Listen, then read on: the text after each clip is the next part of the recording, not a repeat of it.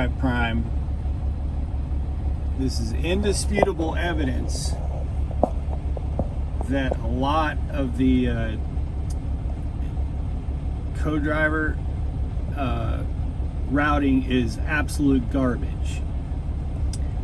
So this is routing me to, here's the addresses. This is a washout that's on the network. A lot of y'all know this place. Okay, it's showing, let me hit start here. It's showing that the distance to the place that I'm sitting at, that I'm at right now. See, I've arrived. I'm here. It's showing it's 4 miles away.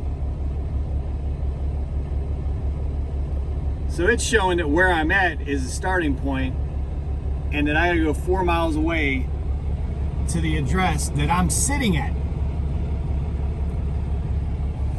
This thing is terrible for the last 5 miles of any trip. Terrible. And it's happened probably, I don't know, every single address that I put in over the last week. It has no idea what to do with the last 5 miles.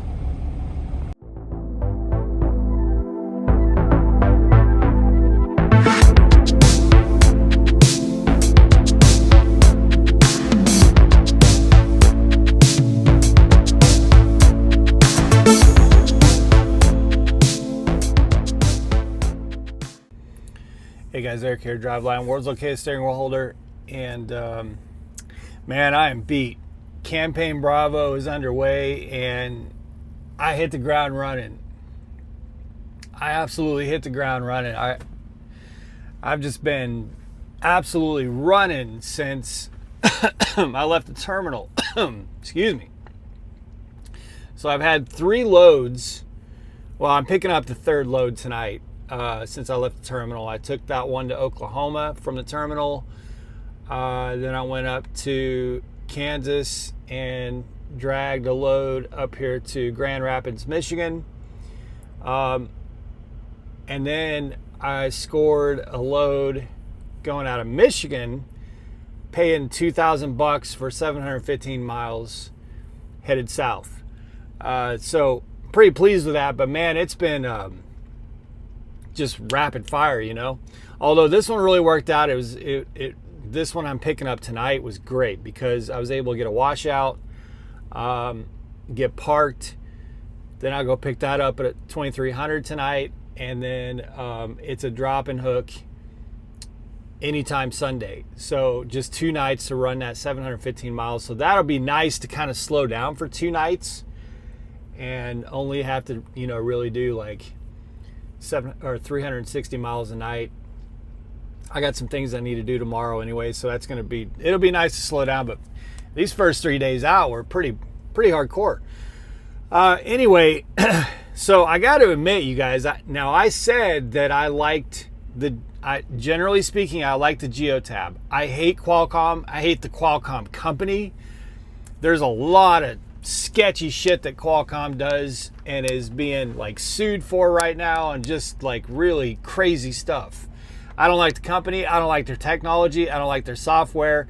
I hated Navigo. I hated Navigo with a passion. But it was fine because I use GPS. So I have a Garmin and I use GPS kind of just as a trip planning tool. Really GPS these days for me is kind of just let me know like how many miles I've got, you know. I can put in fuel stops and things like that, you know, so it is helpful as sort of a guide. I do not, nor have I ever, just put in an address before I leave somewhere and then just go. That's never happened.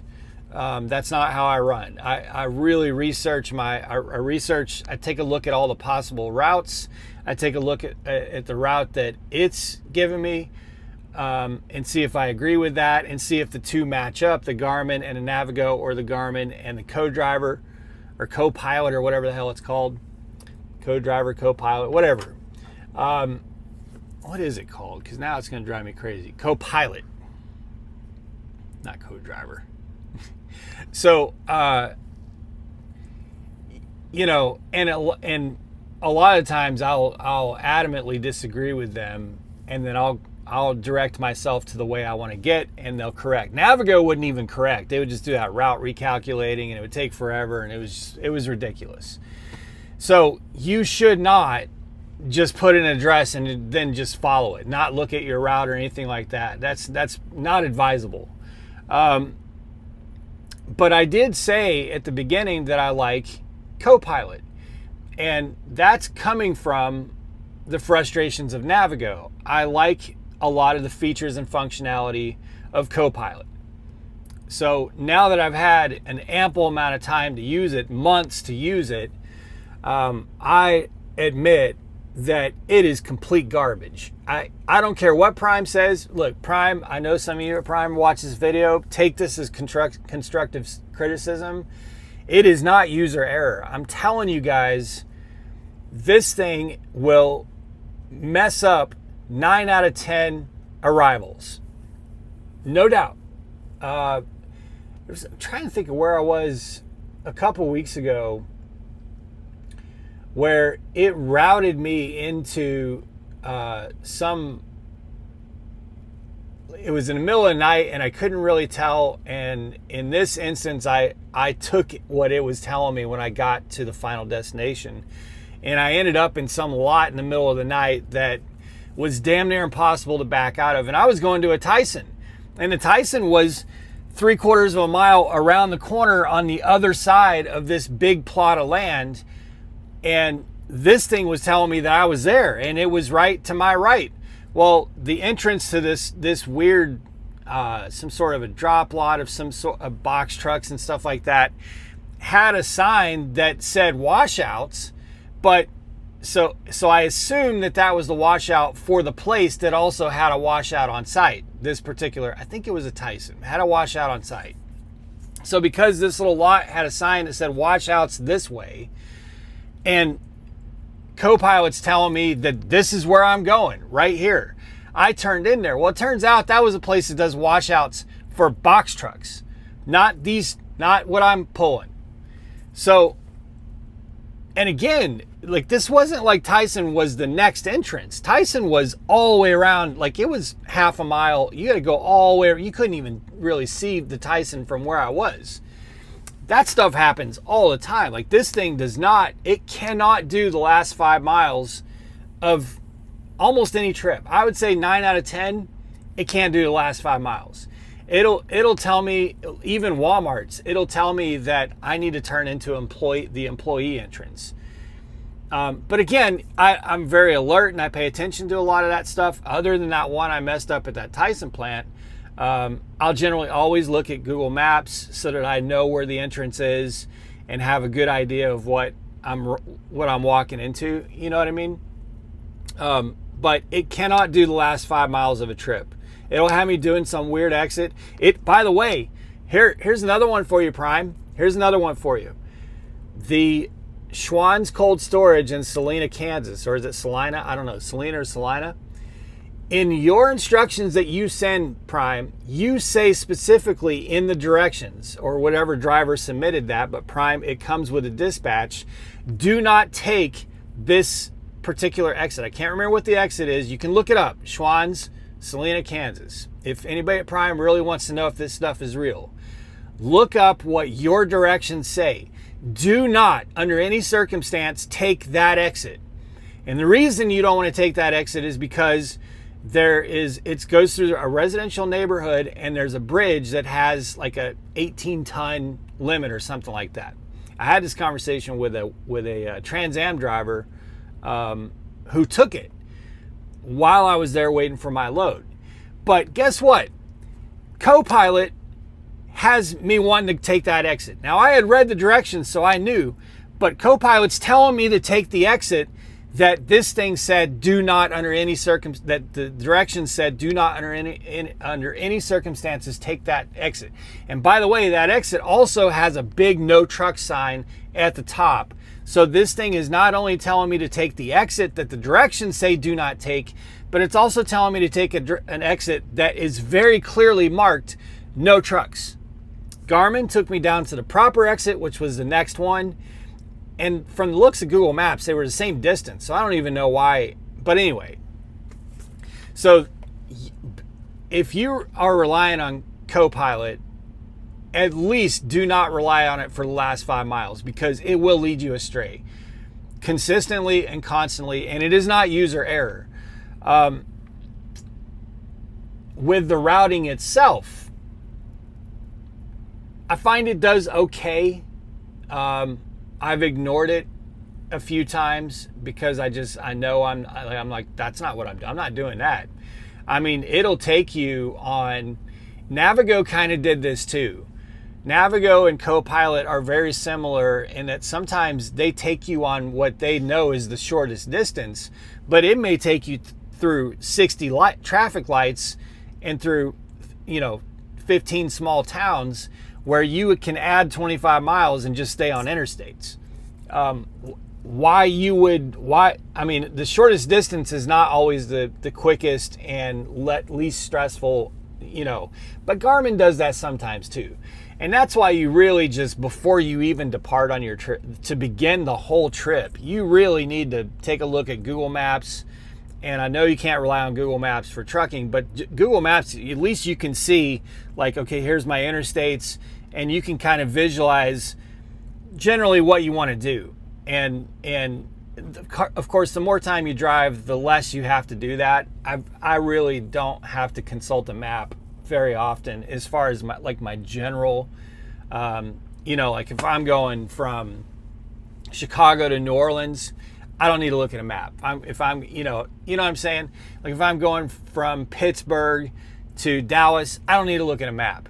But sometimes I am going to just kind of consult it and understand my routes. And that way, when I get to that point, I can just ignore Copilot or Garmin, and then they'll both figure out what I want them to do, and they'll get on board with me and get on the same page with me. So that part, and again, they're actually on the same page and correct more times than not on the general routing. But where Copilot just absolutely fails the test is the final 5 miles. And that was, and I know Lyle has talked about this, No Hippie Trucking Transportation, that last 5 miles was the one strength of Navigo. Navigo never led you astray. It got you right to the truck entrance, to every shipper and receiver, hands down, never led you astray. Copilot, I don't think it's gotten it right once for me. Well, at least I could probably count them on one hand how many times it's gotten it right for me. So, Copilot, if anybody, I will find your social media and send you this video. You guys got to get your shit together, man. I mean, this is 2025. You cannot have Trucker GPS that's constantly taking us on no truck roads on really shit routes that we should not be taking. Now, I know Copilot gives you 2 or 3 options at the beginning, and usually one of those is pretty good, and you can select that. But the one that it chooses by default, the first one that it chooses, is the one that's going to be shit. And I don't understand how how can Garmin get it right? Garmin gets it right most of the time, not all the time, but most of the time Garmin gets it right. So I just don't understand. Anyway, I'm not like faulting Prime because this is a big upgrade. Other than that final 5 miles, all of this is a big upgrade. The tablet, the logs, all that stuff, big upgrade. And I know Prime was really working hard to get us from those clunky, archaic, slow, laborious Qualcomms, and I do appreciate that. So I'm not just like ragging on, the upgrades that have been provided to us. I'm grateful for it. But somebody's got to have a serious conversation with Copilot, and the answer can't be to blame the drivers because, while I'm still fairly new, I've been doing this for 6 years, and I've I've been around the world in my life, and I've driven. My wife and I lived and traveled in an RV for a couple years before we were drivers. So, like,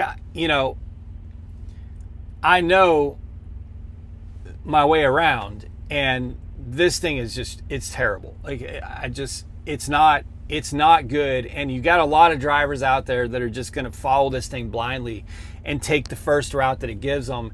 And they're going to end up in some really bad situations. I mean, that one in Salina would be, when the directions that Prime Send says, do not under any circumstance take this exit, and Copilot is telling you to take that exit when there's no truck signs on the exit, you got a problem. You got a problem. So anyway, like I said, this is Campaign Bravo, my second campaign of the year, and it's starting out really, really strong. I will be, this truck will be at 4,700, 4,500, 4,600, something like that, gross by Sunday morning. So like, it's off to a really, really strong start. So far so good. It's my sensors are all throwing it. My sensors all going haywire again because there's salt in them. So it is. I've figured out that it is the case that it's a combination of salt and cold that just throws all my sensors out of whack. And that's hill assist, that's brake assist, that's ABS, that's traction control. It just all, the last 15 miles before I delivered this morning, just all of it was lit up.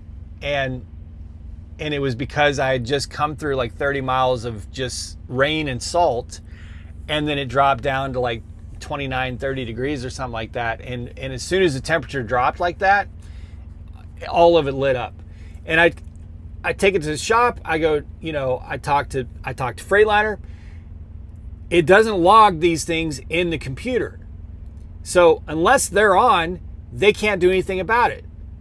Well, they go off. When I stop the truck, they go off. They'll just randomly go off down the road. So I'm still having that problem, and apparently there's just not a damn thing anybody can do about it. But it's all good. It just means I got to be on the pedal and, have my head on the swivel, but it's all good. Anyway, I am exhausted, man. It is 10:30 right now, and I left at 8 o'clock last night. I was able to get a 3-hour part of a split this morning at the receiver, and I napped for like an hour. But I'm still pretty exhausted, so I'm gonna go get something warm to eat. I got something good. Probably have some burritos. Jenna made me just bags of frozen burritos. Like, she's got beef and bean, egg and potato cheese. Oh man, I got some. It's probably gonna heat some of those up. I'm hungry and I'm ready to go to bed.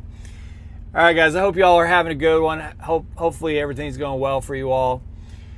Appreciate the support. Be safe. Make good decisions. Always drive, thrive. Talk to y'all soon.